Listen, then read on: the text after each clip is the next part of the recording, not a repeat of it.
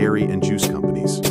Established in 1989, right here in the heart of Dubai's desert in Al Kawanij, Al Rawabi started with a vision to provide the nation with fresh, high-quality dairy products.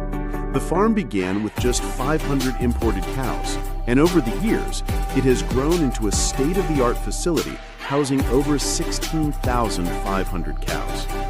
Today, Al Rawabi produces approximately 350,000 liters of fresh dairy and 150,000 liters of juice every day, serving over 1 million customers across the UAE and Oman. Innovation has always been at the core of the company's mission.